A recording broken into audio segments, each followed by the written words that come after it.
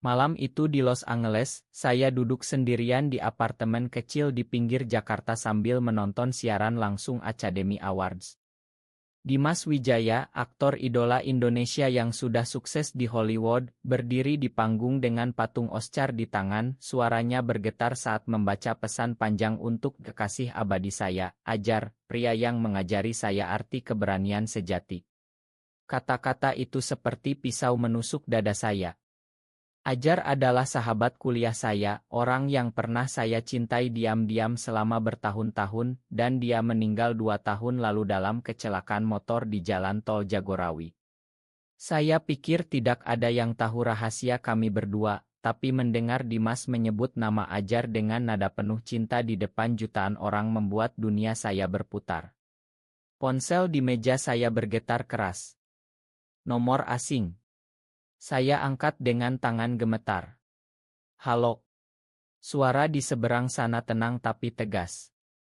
Rama. Ini Dimas Wijaya. Ajar meninggalkan surat untuk kamu. Kita harus bertemu. Jantung saya hampir berhenti. Bagaimana mungkin aktor besar itu tahu nama saya?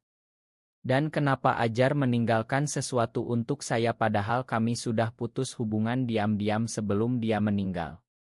Saya tidak bisa tidur malam itu. Kenangan Ajar datang bergelombang, kami bertemu di kampus UI Depok tahun 2018, dia mahasiswa seni ilmu, saya produksi asistan magang. Dia selalu tertawa lepas, mata sipitnya berbinar saat bercerita tentang mimpi membuat ilmu independen yang bicara tentang cinta tanpa batas. Kami mulai dekat, lalu lebih dekat lagi di sebuah ila kecil di puncak saat syuting proyek kampus. Malam itu hujan deras, kami berbagi selimut, dan untuk pertama kali saya merasa tidak sendiri sebagai pria yang mencintai pria di negeri ini. Tapi Ajar selalu takut. Keluarganya di Bandung sangat taat, bapaknya ustadz kecil. Kami sepakat sembunyikan semuanya. Hingga suatu hari dia bertemu Dimas di lokasi syuting dan perlahan jarak kami melebar. Saya sakit hati tapi diam lalu kecelakaan itu datang. Saya datang ke rumah duka, memeluk ibunya sambil menahan air mata yang sebenarnya lebih dalam dari sekadar kehilangan sahabat. Sekarang 2 tahun kemudian Dimas menelepon saya. Pagi harinya saya naik kereta ke Bandara Soekarno-Hatta. Dimas baru mendarat dari La, memakai masker dan topi baseball agar tidak dikenali. Kami bertemu di sebuah kafe tersembunyi di kawasan Kemang, meja paling belakang. Dia lebih tinggi dari yang terlihat di layar, kulitnya sawo matang, rahang tegas, tapi matanya merah seperti habis menangis berjam-jam. Ma menelepon mendadak, katanya pelan sambil mendorong amplop coklat ke arah saya. Ajar titip ini sebelum dia pergi. Dia bilang kalau suatu hari aku menang penghargaan besar, aku harus baca pesan itu di depan umum, dan kalau kamu menonton, aku harus cari kamu. Tangan saya gemetar saat membuka amplop. Tulisan tangan Ajar yang saya kenal betul, Rama, kalau kamu baca ini, berarti Dimas sudah berani. Aku minta Ma sudah ninggalin kamu diam-diam, aku cinta kamu, tapi aku juga jatuh cinta sama dia. Tolong jaga dia untuk aku. Dia butuh seseorang yang mengerti betapa beratnya hidup sebagai kami di sini. Ma, Rama. Ma. Air mata saya jatuh ke kertas. Dimas diam, hanya menatap cangkir kopi hitamnya. Dia cerita banyak tentang kamu, ujarnya akhirnya. Katanya kamu satu-satunya yang pernah membuat dia merasa aman. Kami ngobrol sampai kafe tutup. Dimas cerita bagaimana dia dan Ajar bertemu di lokasi syuting ilmu malam terakhir, jatuh cinta dalam diam, bertemu di hotel-hotel murah di Jakarta Selatan, selalu takut kamera paparai atau orang dari masjid dekat kontrakan. Ajar pernah bilang ingin keluar, tapi Dimas takut karirnya hancur. Lalu kecelakaan itu. Dimas bilang dia hampir gila, sampai-sampai sempat minum obat tidur berlebihan. Saya dengar semua itu dengan dada sesak. Malam itu saya pulang ke kosan di Tebet dengan kepala penuh pertanyaan. Siapa saya sekarang? Sahabat Ajar. Atau orang yang Dimas cari untuk mengisi kekosongan? Dan kenapa hati saya berdegup kencang setiap ingat wajah lelahnya tadi? Besoknya berita meledak. Dimas Wijaya Gai. Baca surat cinta untuk pria di panggung Oscar. Media Indonesia geger. Akun-akun konserati serbu #bojot Dimas trending. Keluarga saya di kampung telepon, ibu menangis, Rama, kamu kenal aktor itu? Jangan-jangan kamu saya bohong, bilang hanya kenal lewat kerja. Tapi dalam hati saya tahu, ini baru awal dari badai yang akan datang.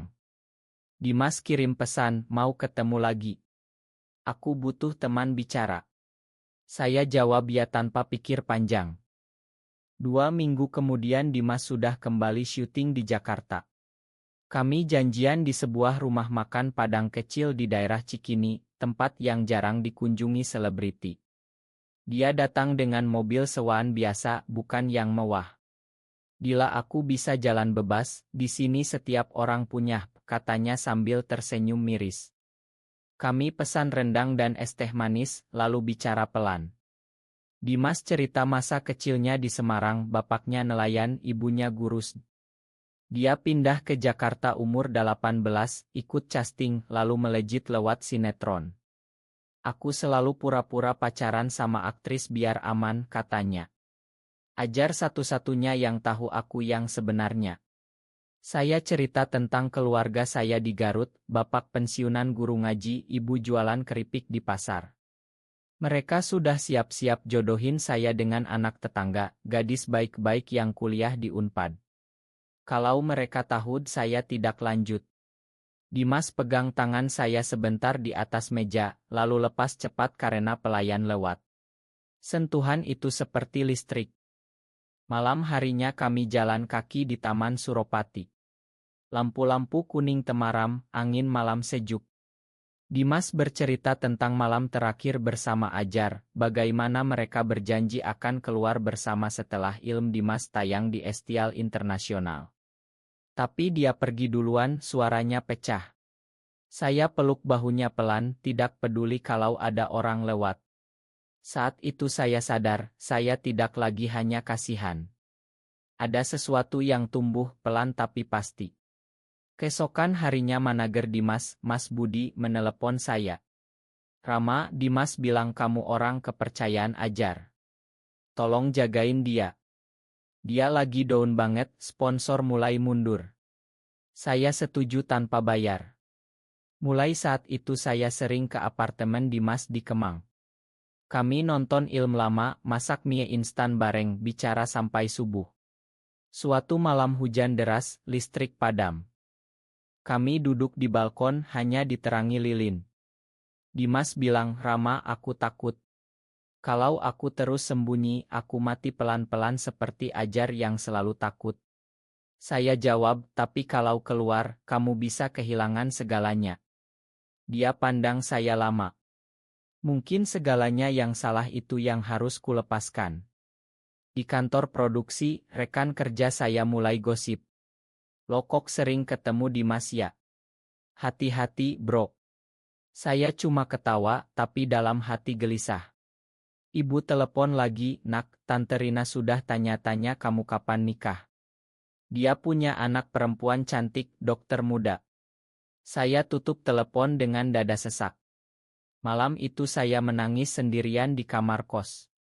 Kenapa hidup kami harus serumit ini? Kenapa cinta yang paling murni malah dianggap dosa besar? Dimas kirim foto dirinya di lokasi syuting, Caption tersemangat ya, teman. Saya balas dengan emoji hati, lalu hapus cepat. Tapi perasaan itu sudah tidak bisa dihapus. 1 bulan berlalu, skandal mulai mereda tapi luka tetap menganga. Dimas diundang talkshow televisi swasta besar, dia tolak. Aku tidak mau bohong lagi, katanya pada saya.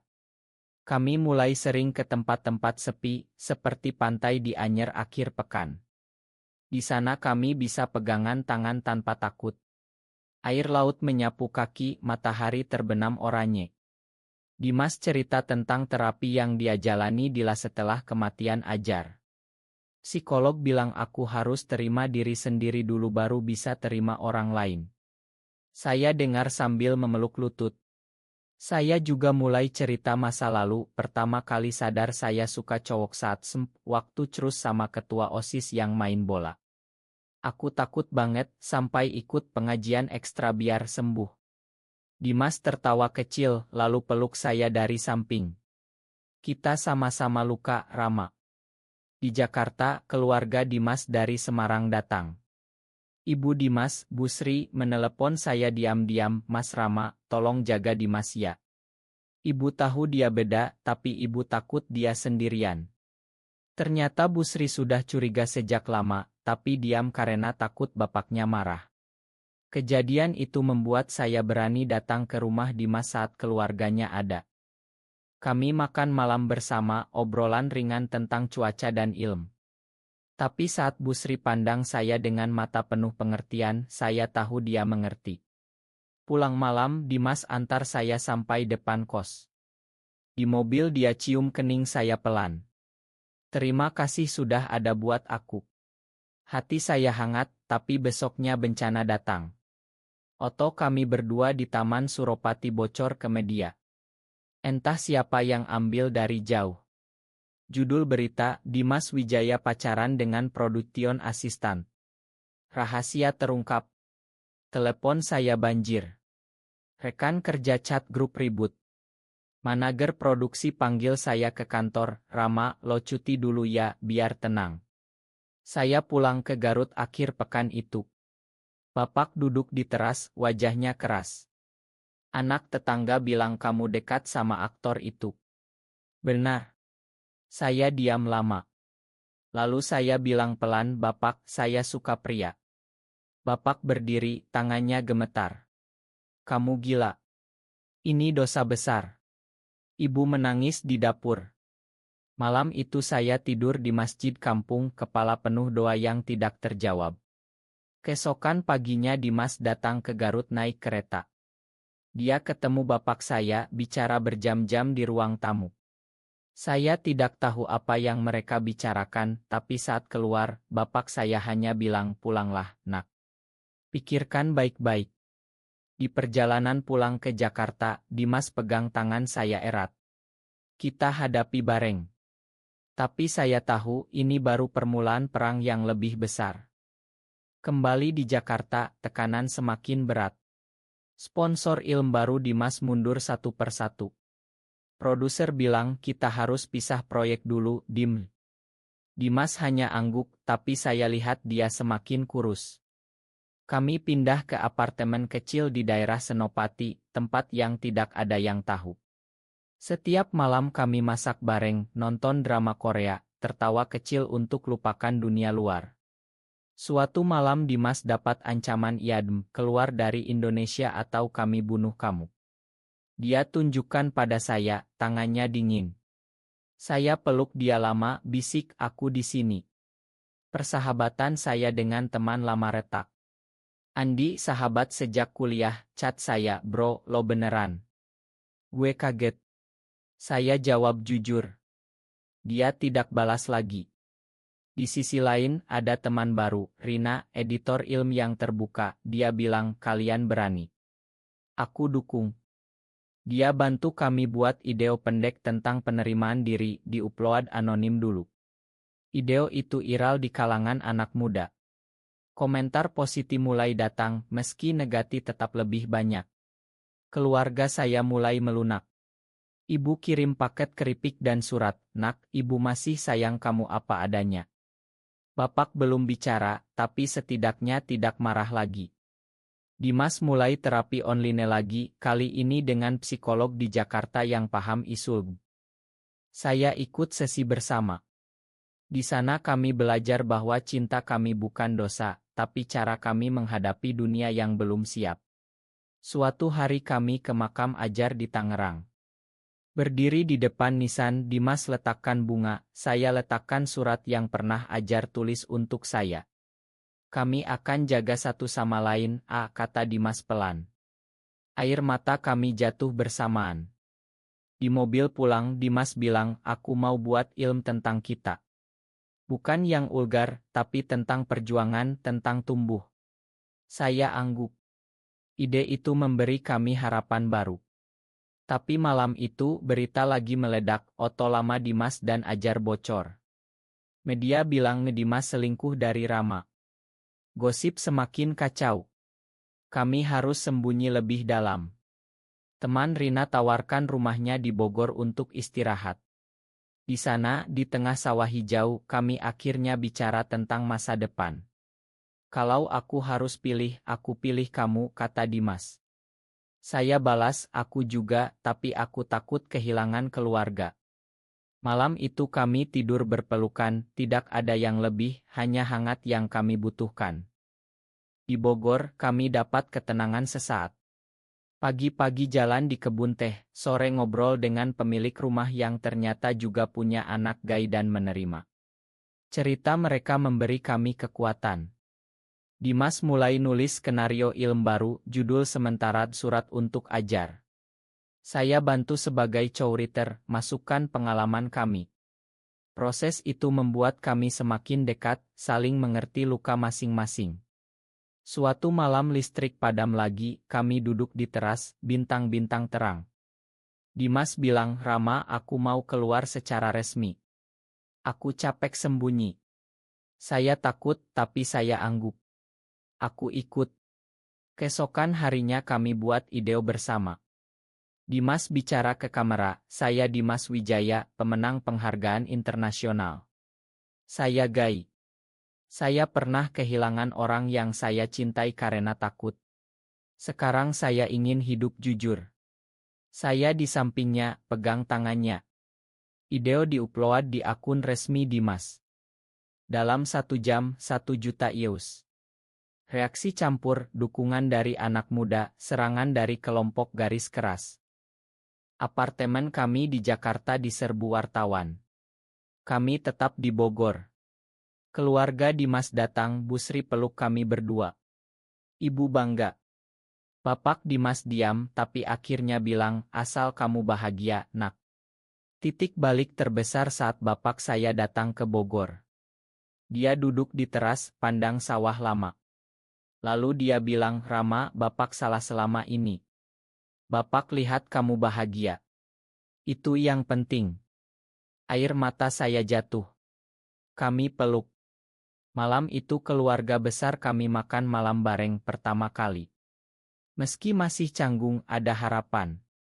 Tapi tidak semua baik. Ada demo kecil di depan rumah produksi, tuntut Dimas dipecat dari industri. Beberapa teman lama putus kontak total. Dimas dapat tawaran film dari produser Eropa yang ingin angkat isu ini. Dia terima. Saya ikut sebagai asisten direktor. Perjalanan itu memberi kami ruang untuk tumbuh. Di Eropa, kami bisa jalan tangan bergandengan tanpa takut. Dimas bilang, ini baru awal, Rama. Kita akan buat banyak cerita. Saya tersenyum, ya, bareng. Pulang ke Indonesia, kami sudah lebih kuat. 6 bulan kemudian, film Surat untuk Ajar tayang di Estial Jakarta. Penonton tepuk tangan berdiri. Dimas naik panggung, saya di belakang panggung, menangis bahagia. Di akhir film, ada dedikasi untuk Ajar yang mengajari kami berani. Setelah itu kami buat acara kecil di Kai Kemang, hanya keluarga dan teman dekat. Busri, bapak saya, Rina, semua datang. Kami tertawa, cerita, peluk. Malam itu di apartemen baru kami di Jakarta Selatan, Dimas peluk saya dari belakang. Terima kasih sudah jadi rumah aku, Rama. Saya balik peluk. Kamu juga rumah aku. Kami sudah tidak sembunyi lagi.